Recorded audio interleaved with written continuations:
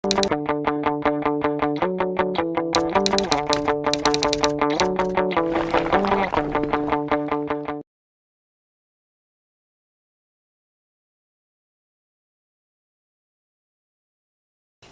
motivo de la sesión fue a raíz de una pregunta que me formuló Paco durante la rotación de pediatría y que intento dar contestación con esta sesión.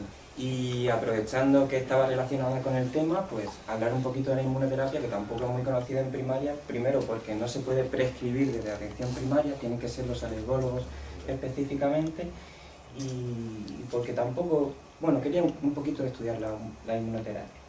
Entonces, ¿de qué voy a hablar en la sesión? Primero, ¿en qué consiste la inmunoterapia? ¿Qué tipo de inmunoterapia existen? ¿Cuáles son las indicaciones? Que eso siempre hay que saberlo de la inmunoterapia y con qué grado de evidencia.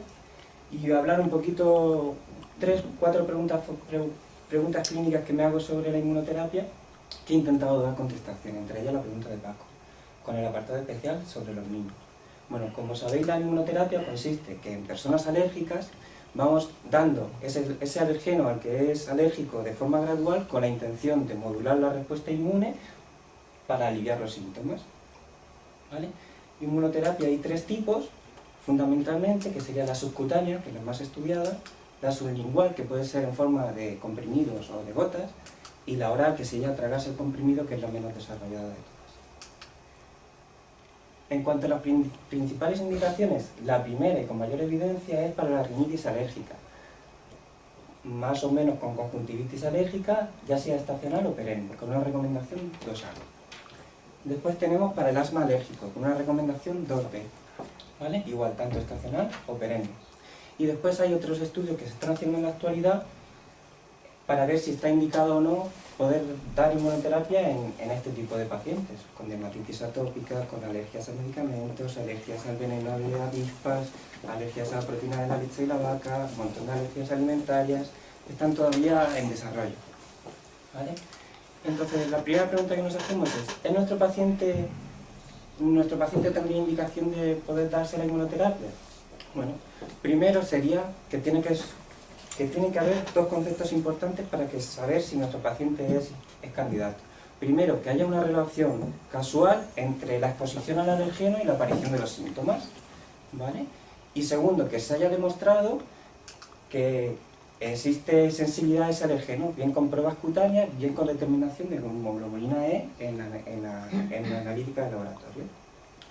Y específicamente en UpToDate, si vemos cuáles son las indicaciones, dirían las 2 primeras, que son las mismas, la aparición de síntomas de rinitis, conjuntivitis o asma alérgico o combinación después de la exposición al alergeno, la determinación de la hemoglobina E, y habla de unas siguientes: pobre respuesta al tratamiento habitual, inaceptables efectos adversos a los medicamentos, el deseo de reducir la cantidad de medicamentos que se administran y la posible prevención de desarrollo de asma en las personas que solo tienen rinitis alérgica, de asma alérgico. Vale. Entonces, un poco un compendio más generalizado sería que lo que hemos dicho, y vamos a estudiar un poquito más adelante, que esta es la pregunta que me formuló Paco. ¿A los niños con rinitis alérgica la inmunoterapia previene que desarrollen asma? Esa es la pregunta. La segunda, que se ha estudiado fundamentalmente a los polen de ciertos árboles, de hierbas, de epitelio de gato y de perro. Esos son los alergenos más estudiados.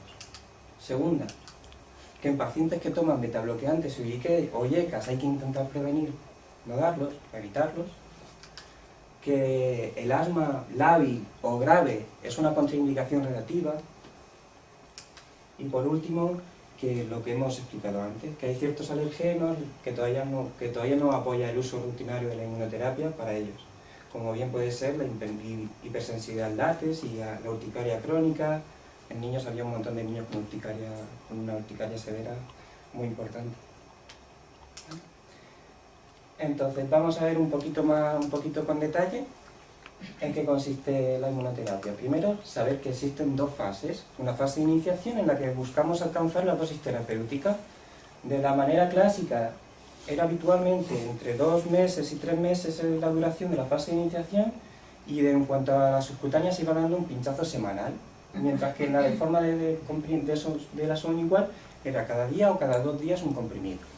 Esto hasta llegar a la dosis terapéutica. Entonces después entramos en la dosis de mantenimiento, que en la forma subcutánea sería administrar un pinchazo cada mes, mes y medio, y en la forma sublingual sería un comprimido cada 1 a 3 días, dependiendo me imagino, del tipo de alergeno. ¿Vale? Esta fase, hemos dicho, 2 o 3 meses, esta fase dura años. ¿Vale? Y después hay otros tipos de fases de iniciación que se están poniendo ahora en marcha en los diferentes servicios, que serían la forma rápida o RUS, en 1 o 3 días. Evidentemente, si le aplicamos un montón de alergenos, habrá más cantidad de efectos secundarios. Y la forma clúster o agrupada, que son de 2 a 4 semanas, con la intención de llegar a la dosis terapéutica lo antes posible. Y entonces vamos a hablar un poquito de ventajas e inconvenientes de la subcutánea. ¿Vale? Pues las ventajas, lo primero es que al ser administrado por un enfermero o un médico, se hace mayor control de los efectos adversos. Después de poner el pinchazo, se deja al paciente pasar cierto tiempo antes de darlo de alta para ver si aparecen efectos tempranos o no. Segundo, que hay menor tasa de abandonos, ya que solamente es un pinchazo al mes en comparación con la sublingual. Tercero, que está mucho más estudiada que la sublingual. ¿Vale? Hay más estudios. Inconvenientes, pues que es un pinchazo, a nadie le apetece ponerse un pinchazo. ¿Vale? Y después eso, que necesita que acuda el propio paciente a la consulta para que se le ponga el tratamiento. Y sobre la sublingual, lo primero de todo es que evitamos el pinchazo. Lo que era la desventaja de uno es la ventaja de otro. Lo segundo, pues como la forma de presentación son en comprimidos habitualmente o gotas sublinguales, es mucho más cómodo para el paciente. Estos son 2 ejemplos de medicamentos para la alergia a gramíneas que se administran en España. El Granstec, es que no se ve el nombre, y el Oralay, ¿vale? Por ejemplo. Y otra de las ventajas sería la autoadministración, no tienen que acudir a ningún servicio para poderse administrar el tratamiento. Desventajas, pues como es una habitualmente dosis diaria, mayor tasa de abandonos en comparación con la subcutánea. Y también se controlan peor los efectos adversos. Y un ejemplo, por ejemplo, el Oralair, una caja que habitualmente son 28 comprimidos un mes, cuesta 106 €, que si multiplicamos, el tratamiento se va un poquito de precio. Y que según los estudios hablan de un efecto similar al de los antihistamínicos o corticoides intranasales, lo veremos un poquito más adelante. Y por último es eso, la desventaja que todavía faltan estudios, sobre todo a la sublingual faltan muchos estudios. Vale. Entrando en el tercer apartado de la sesión, quería hablar un poquito de la evidencia. La primera pregunta vamos a responder a la de Paco. ¿Puede la inmunoterapia reducir o prevenir la progresión de la rinitis alérgica al asma alérgico? Bueno, mantengamos la calma y consultemos UpToDate. En UpToDate, el principal apartado que habla de inmunoterapia subcutánea es este, que habla sobre todo de indicaciones y eficacia. ¿Conflicto de intereses? Bueno, parece que en el primer autor, muchos. Si no ha trabajado prácticamente para todas las farmacéuticas, no ha trabajado para ninguna. El resto de los 2 autores no tienen ningún conflicto de interés. Si buscamos, hay un apartado específico que habla que para niños mayores de 2 años, la rinitis alérgica puede ayudar a prevenir el desarrollo de asma alérgico. Y nos habla de una serie de artículos, ¿vale? Del 52 al 57. Yo me he metido en todos los artículos, son estos, he ido mirando uno por uno estos artículos a ver qué decían. El único que de verdad habla de niños y habla de una cohorte con un estudio que hicieron años antes y tal, es este de aquí, ¿vale? Que vamos a verlo un poquito más con detalle. Este es el estudio, que habla de... Ahora explicaré en qué consiste. Entonces, lo primero que dije, bueno, en el otro había conflicto de intereses, yo no quiero pensar mal, ¿habrá conflicto de intereses? Sponsorizado por ALK Abelló. Yo no sé quiénes son ALK Abelló, me meto en Google, señor Google, ALK Abelló. Bueno, vaya por Dios, son los que producen las vacunas subcutáneas para un montón de alergenos. Bueno, vamos a ver en qué consiste el estudio. Primero que terminaron el estudio 117 pacientes que 10 años antes habían recibido la subcutánea durante 3 años, pues la inmunoterapia subcutánea durante 3 años, y vieron qué había pasado. Todos estos pacientes eran pacientes con rinitis alérgica, ¿vale? ¿Qué se vio? Que de estos pacientes, 16 que habían sido tratados con inmunoterapia habían desarrollado asma, mientras que del grupo control habían sido 24. Así nos ofrecen los datos, pero a mí esto no me aporta demasiada información. Entonces he dicho, venga, pues si nos dan todos los datos, ¿qué podemos hacer con ellos? Vale. Lo primero es, tenemos el grupo tratamiento, el grupo control, el evento es la aparición o no de asma, y nos dan todos los datos, nos dan 16 de 64 en el grupo tratamiento, 24 de 53. Con estos datos podemos sacar muchas cosas. Sabemos que la NNT es 1 dividido en la relación absoluta del riesgo, y que la relación absoluta del riesgo es la relación absoluta del grupo control menos la relación absoluta del grupo de tratamiento. ¿Y qué es la relación absoluta? El número de eventos que aparecen en cada grupo de tratamiento. En cada grupo, en el de tratamiento y en el de control, ¿vale? Yo, como no soy muy bueno para las matemáticas, pero soy bueno para la informática, sé que existen herramientas que se pueden utilizar en internet que serían las calculadoras de NNT, ¿vale? Metiendo todos los datos nos sale que una NNT de 4,93, con un intervalo de confianza del 95% de 2,6 hasta 31. ¿Qué significa esto? ¿Vale? Pues que necesitamos tratar a 5 niños durante 3 años con inmunoterapia subcutánea para prevenir que uno desarrolle asma alérgico, ¿vale? Ya la utilidad de cada uno, pues ya es grave. Pues esta es la información que conseguí sacar, Pablo, ¿vale? Entonces me hice otra pregunta. Bueno, ¿y la sublingual? Estábamos hablando de la subcutánea. La sublingual, en UpToDate, hay un apartado que dice que no hay estudios que prueben que tengan el mismo potencial que la subcutánea. Faltan estudios. No se puede utilizar la sublingual para prevenir el asma, por lo menos por ahora no. Siguiente pregunta que me hago. Bueno, vamos a ver. Entonces, ¿la inmunoterapia será mejor, igual, peor que el tratamiento gold estándar? El gold estándar son o bien los glucocorticoides nasales o bien los antihistamínicos orales, ¿vale? Pues vamos a ver, lo mismo, mantengamos la calma y volvamos a consultar a UpToDate. En UpToDate, en el mismo apartado que hemos visto antes sobre la inmunoterapia subcutánea, hay un apartado que dice la magnitud del efecto, que faltan estudios, pero que hay un estudio, uno, en el que compara glucocorticoides nasales con la inmunoterapia subcutánea para ver la eficacia y la magnitud del efecto. Pero que faltan un montón de estudios comparativos para poder hablar con fundamento.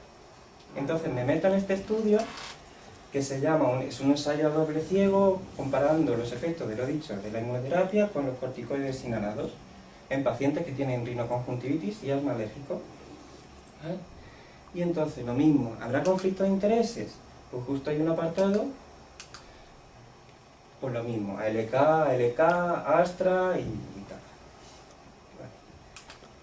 ¿Y qué dice el estudio? Bueno, pues comparan la administración de budesonida nasal, 200 microgramos con cada fosa nasal al día, con la subcutánea, y estos son los principales resultados.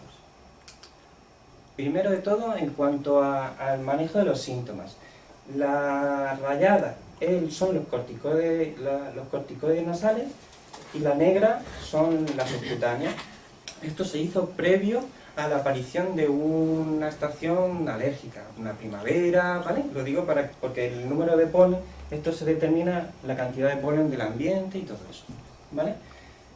Si veis, bueno, el número de síntomas que lo hicieron con una escala, habitualmente es menor en el uso de corticoides nasales, incluso cuando aparecen las estrellas, la diferencia es estadísticamente significativa. ¿Qué significa?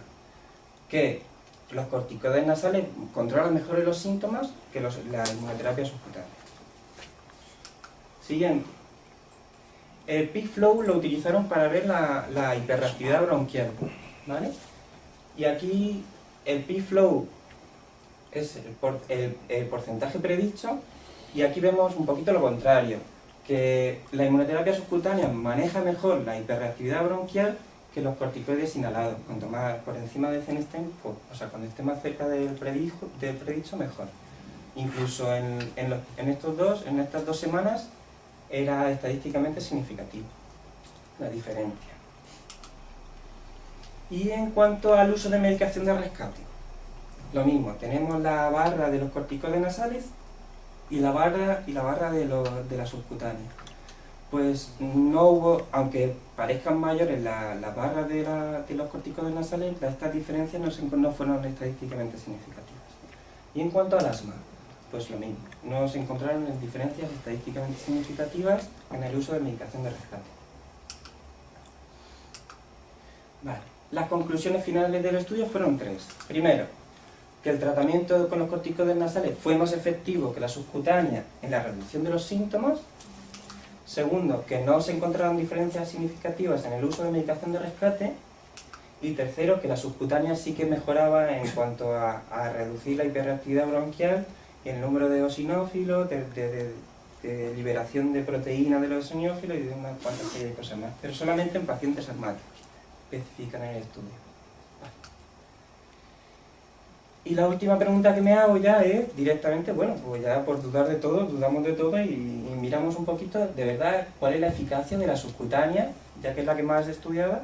¿Cuál es la eficacia de la subcutánea?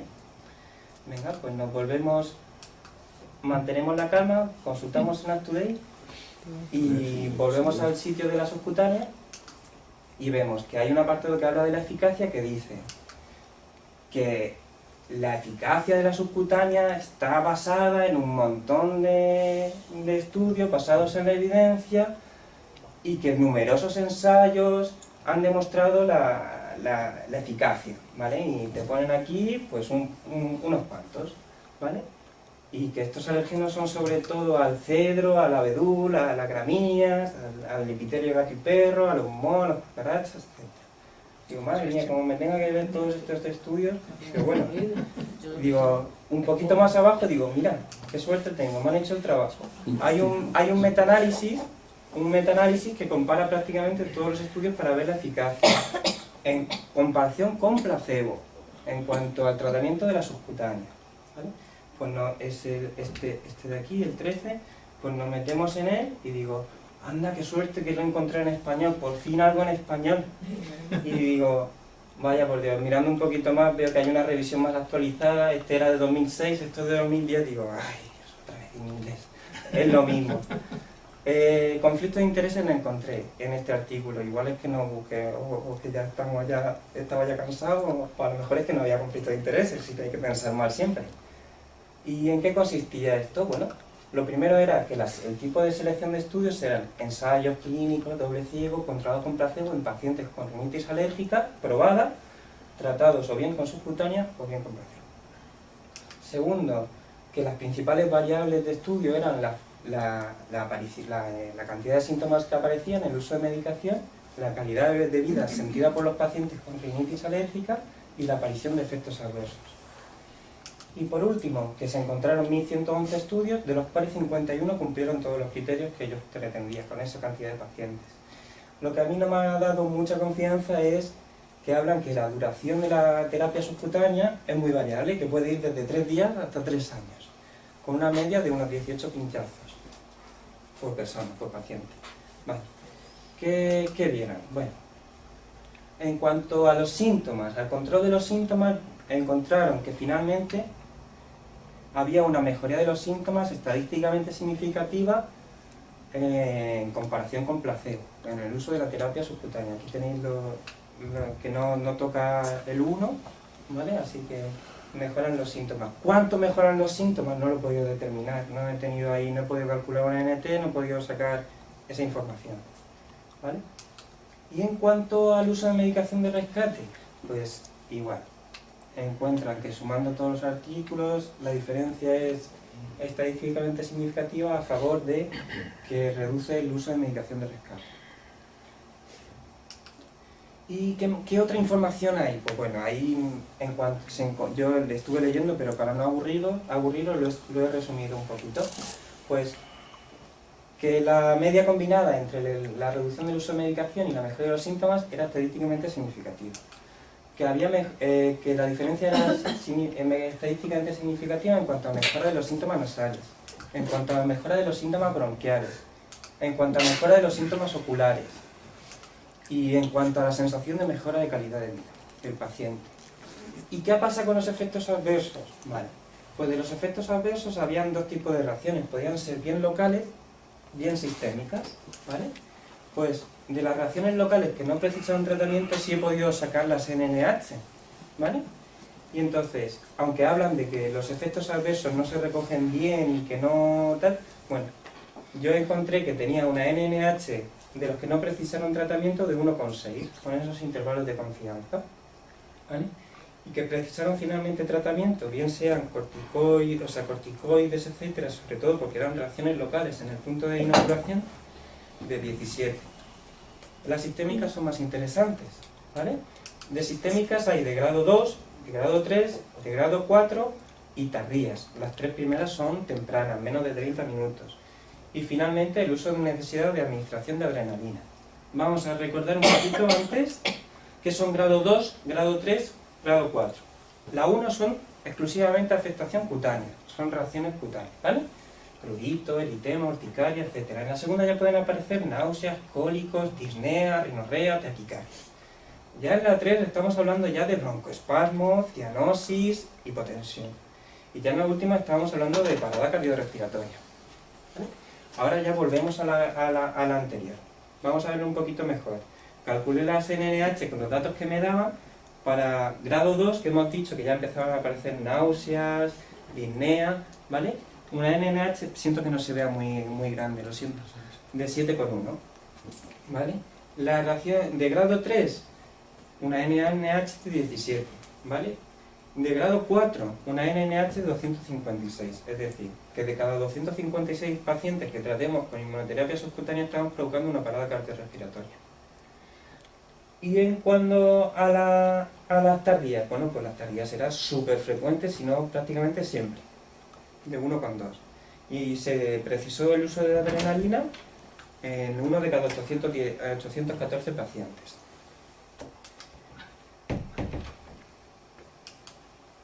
Bueno, y mis conclusiones a todo esto, que ya termino.